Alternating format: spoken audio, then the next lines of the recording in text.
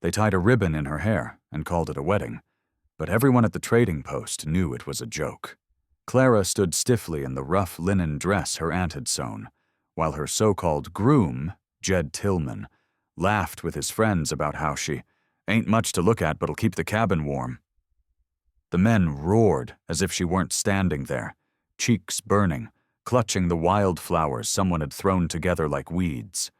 No vows, no preacher, no respect. Just a cruel performance to pass the time before the saloon reopened. When the wagon started moving again, Jed didn't help her up. Instead, he slapped the back of the wagon and said, "You can walk if you want to come, missus." She looked once toward her aunt, who turned her face away, and then she stepped off the dust path and into the brush. Nobody noticed. Nobody cared. She walked until the laughter behind her disappeared into the groaning creak of wagon wheels and the wind through mesquite. Her shoes tore on rocks and cactus roots, her throat dry from holding back tears. She kept walking because stopping meant admitting they'd broken her. And Clara had been broken once before, when her mother died and her father sold the farm for whiskey. But not this time. She walked until the sun tilted low, casting amber across the hills, and her legs gave out near a shallow bend in the creek. That's when she heard the horse. Slow hooves, no wagon, no shouting, just one rider. She curled into herself, heart pounding. If they'd sent someone to drag her back and finish the joke, she'd fight. But the man who dismounted wasn't from the wagon party. He wore a worn deerskin coat with beads along the shoulders, and he moved like silence had taught him everything. His face was sharp, weathered, scarred down one cheek like lightning had marked him once.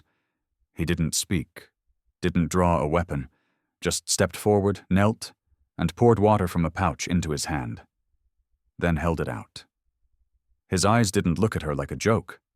They looked at her like she was real. "Drink," he said softly. Clara stared, and for the first time that day, someone waited for her.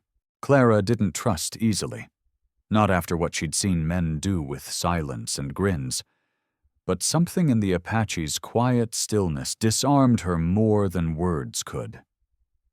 She drank from his hand slowly, never breaking eye contact, trying to understand what he wanted. But when she tried to speak, he just stood and offered his blanket. She hesitated, then took it, feeling the unexpected weight of warmth, not just in wool, but in intention. "You're not from their kind," she whispered. He didn't answer. Instead, he walked to his horse, untied a small pouch, and tossed her a piece of dry flatbread. Then he crouched by the creek, tending to a tiny fire that sparked from a flintstone and a practiced hand. She watched, blinking through the layers of her exhaustion, wondering what sort of man would help a woman who clearly had nothing, no ring, no name worth speaking, and certainly no dowry. When the bread was gone, and her legs could stand again, he offered his hand, not to pull her anywhere, just to say she wasn't alone. "Name?" he asked finally. She swallowed. "Clara? Clara Bishop." He nodded once. "I am Tohani." She said it softly back to him, like a name she'd need to remember. "Why did you stop?" she asked. "You don't know me." He didn't smile. He only said, "You looked like you'd been forgotten." They rode through dusk, sharing silence that didn't demand apology. The stars came out above them like watchful eyes, and the trees began to change, no longer dry scrubland, but tall pines and winding rock. At the edge of a canyon ridge, he stopped and pointed. Below them, nestled between the rocks and lit by small campfires, was a village. Apache. Clara gripped the saddle horn. "You're taking me there? Only if you choose. And if I don't?" He met her gaze. "Then I take you no farther. You walk where you wish. But here, no one will mock you." Her breath hitched. The last time someone had offered her a choice, she was too young to understand what it meant to say no. This time, she dismounted herself, handed back the blanket, and whispered, "Lead the way." Behind her, the broken girl who'd been laughed at in a false wedding dress began to fade. Ahead was something she didn't yet understand. But it felt a lot like being seen. They didn't treat her like a ghost. When Clara stepped into the Apache village, every head turned. But not with judgment, not with sneers or whispered jabs like the wagons behind her. The women looked first, some curious, some guarded, all with the dignity of those who'd learned caution through loss. Children peeked from behind tents made of hide and timber, their laughter subdued but not absent. And the men, warriors with scarred arms and quiet posture, watched her not as a threat, but as a puzzle. Tohani said nothing as he led her to a small circle near his fire pit. He gestured for her to sit. She did. Then he walked away, speaking briefly to an elder who wore turquoise strands braided into her hair. The woman nodded once and approached. "You are not one of us," she said plainly, "but he brought you." Clara stiffened. "I didn't ask. He doesn't bring those who don't belong." That silenced her. The woman placed a small bowl of stew in front of her and left. No more words. No ceremony. But Clara noticed that every few moments someone looked over. Not with suspicion, but with careful acknowledgement, like she was being watched not for failing, but for surviving. When Tohani returned, he didn't sit beside her. He stood across the fire and said, "They know you were hurt. They don't need details. Pain has no stranger here." Clara swallowed a sob. "Do you always speak like this?" she asked. "Like you already know everything I haven't said?" He tilted his head. "Number. But I listen." That night, a girl no older than 10 brought her a wool wrap and a polished stone with carved markings, symbols Clara didn't understand. "It means strength," the girl said, then ran off before she could thank her. Clara lay under a sky full of stars, the firelight dancing across her worn boots, and realized something strange. No one had asked her to explain. No one had blamed her for the man who laughed her down the road. They simply let her be.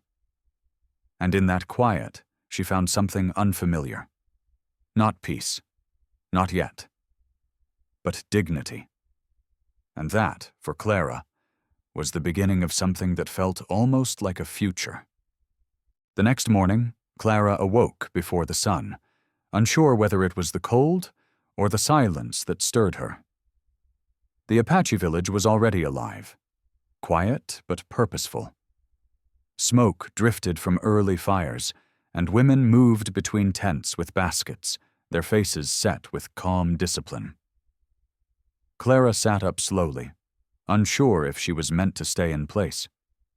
She didn't want to offend, didn't want to assume welcome. But then she saw Tohani crouched beside a pile of logs, splitting kindling with a stone axe.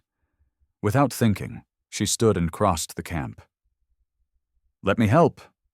He looked up, then down at her hands. "You know how?"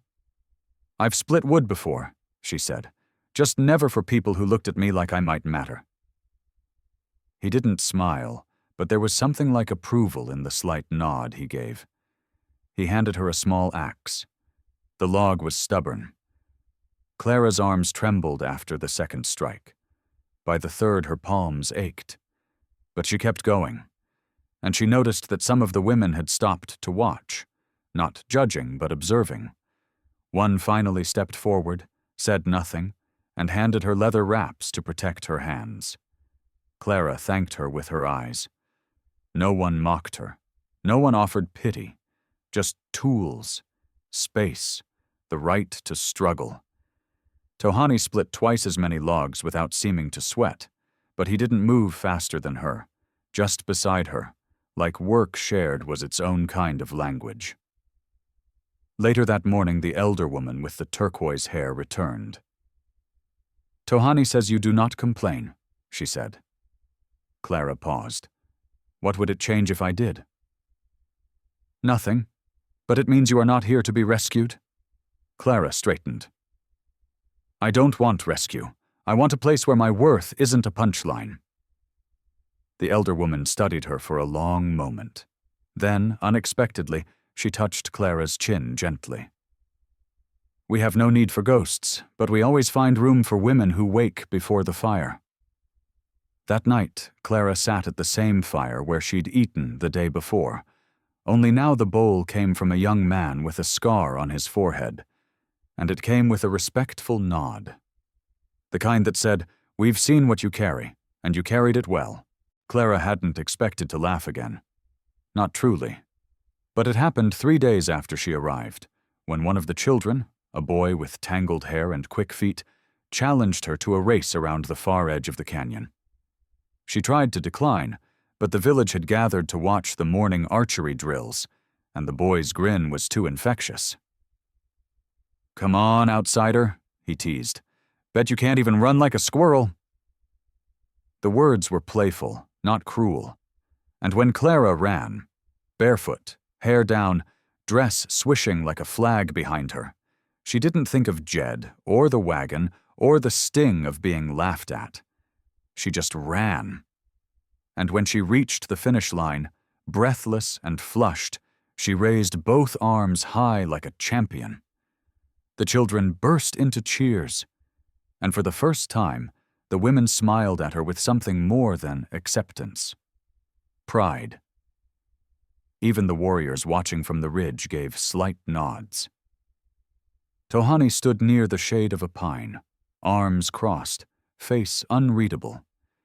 But his eyes followed her with the steadiness of someone who had placed a wager on her strength, and watched her win. That night, music floated from flutes carved in bone and drums made of hide. Clara didn't know the songs, but the rhythms pulled at her bones like memory. A young girl handed her a painted stick and guided her through a simple dance, one meant not to impress, but to include. Clara stumbled, then swayed, then twirled, and laughter, true laughter, escaped her lips like something she'd forgotten belonged to her. Later, as the fire cracked low, Tohani sat beside her.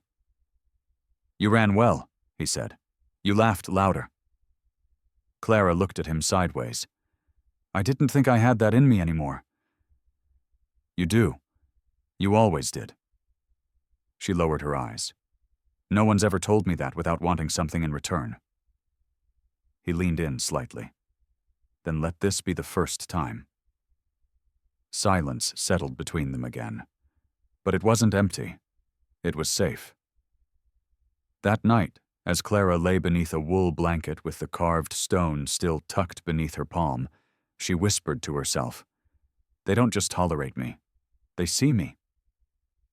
And in the distance, a coyote howled, not in warning, but in welcome.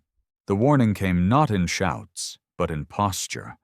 Warriors stood straighter, mothers held their children closer, and Tohani's eyes narrowed as he stepped away from the fire and stared toward the ridge. Clara followed his gaze. A rider approached, alone but not casual. Dust rose behind his horse, and his coat looked too clean for someone who belonged out here. "Trouble?" Clara asked. Tohani didn't answer. He stepped forward, placing himself between her and the oncoming figure. When the man reached the clearing near the village, he didn't dismount. His eyes scanned the camp with the coldness of someone used to owning whatever he saw.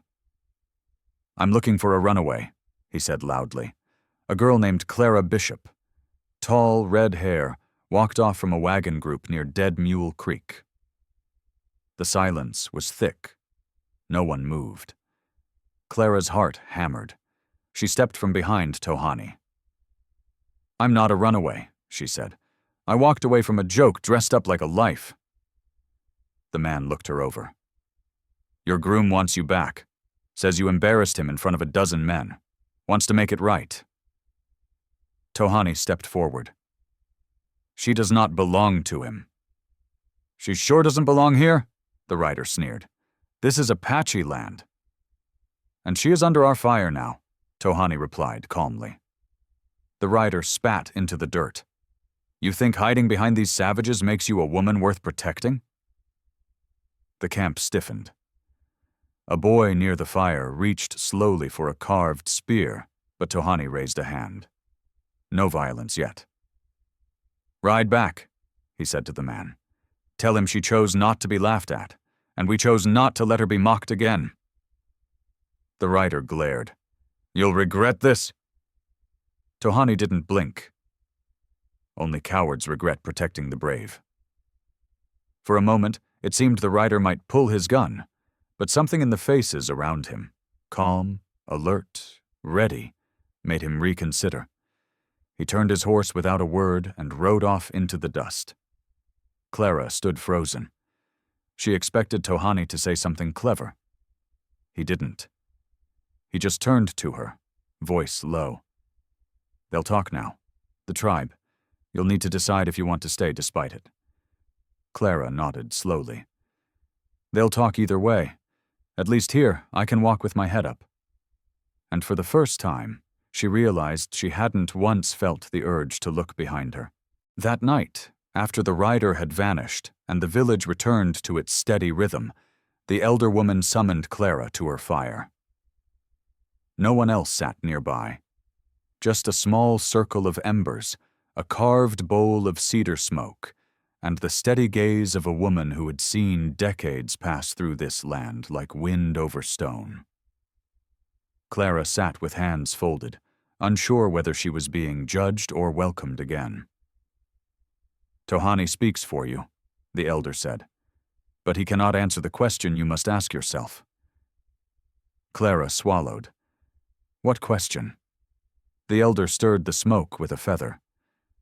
"Are you here to heal or to hide?" Clara blinked. She hadn't thought of it that way. She'd walked away from humiliation, from men who saw her as entertainment.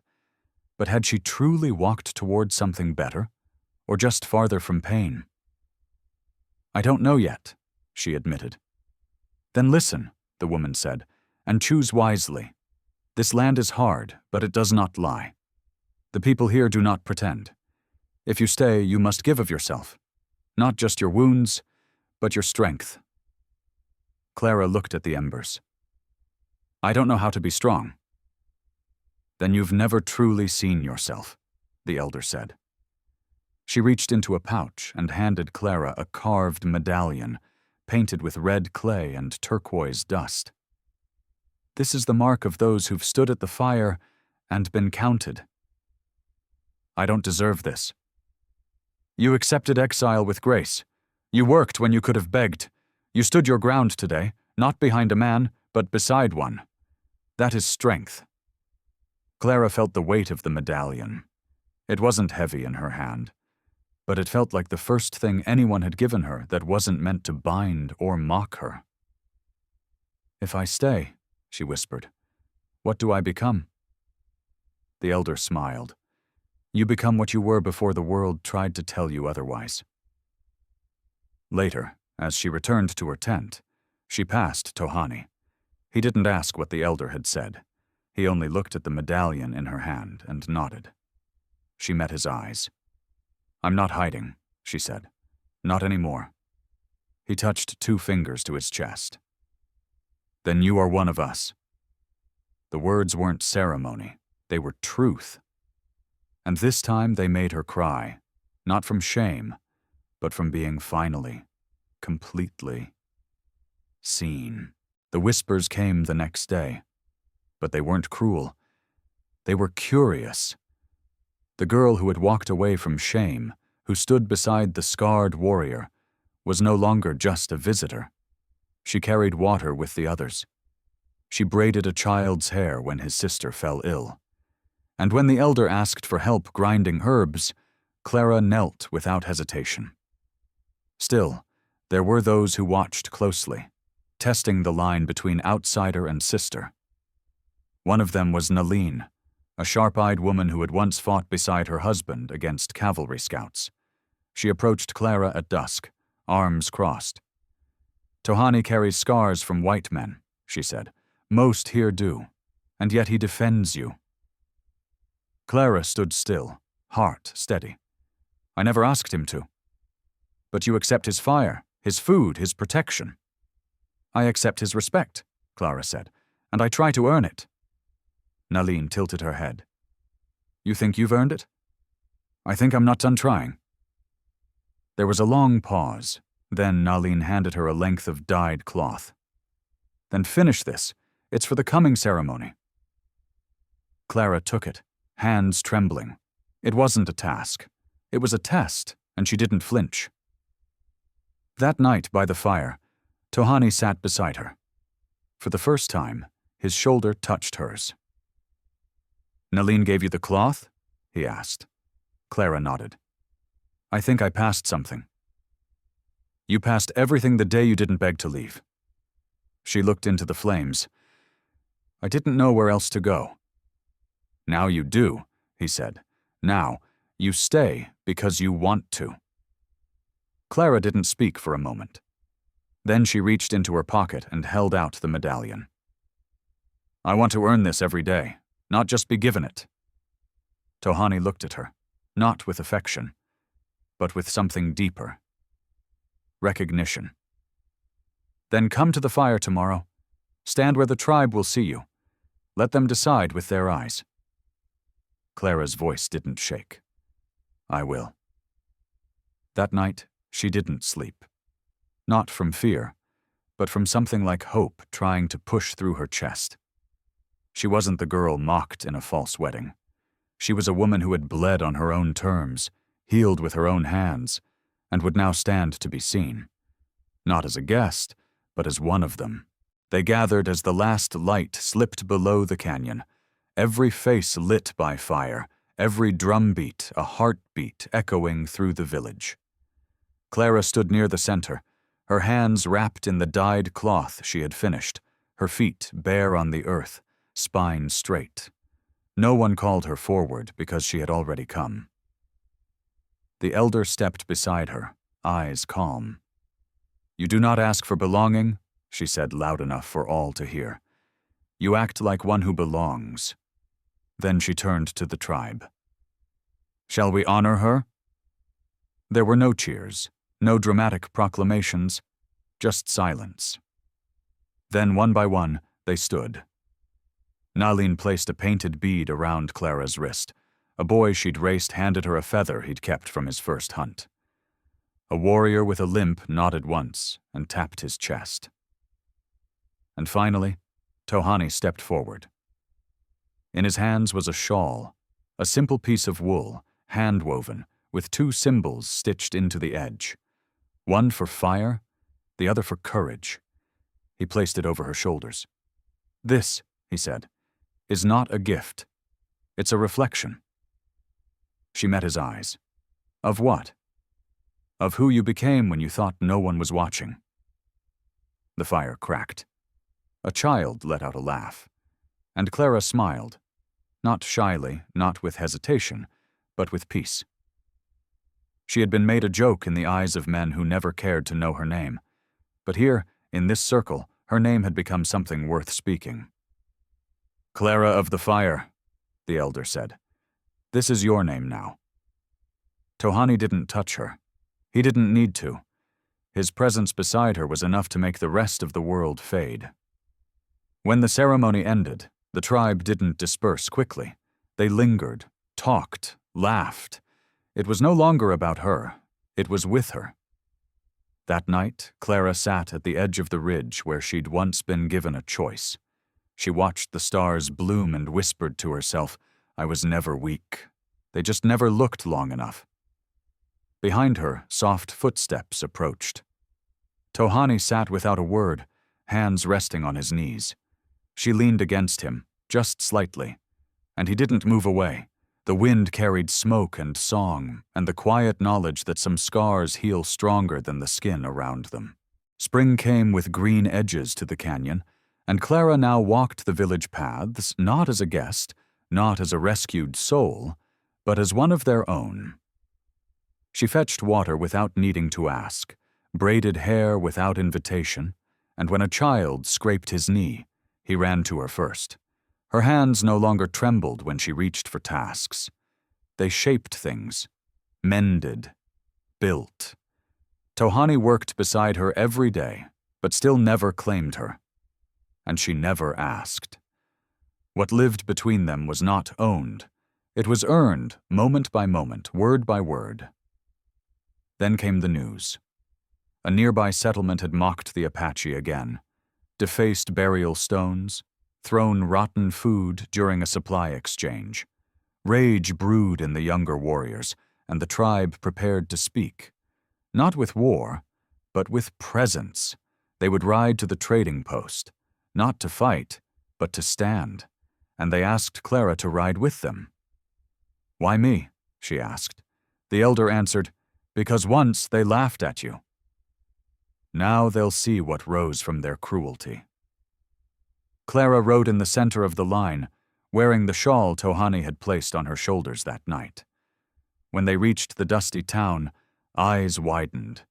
Settlers stepped back, unsure what to expect. And there, on the steps of the saloon, where Jed Tillman had once laughed her into shame, Clara dismounted and stood tall. He came out drunk, blinking against the light. "You?" he slurred.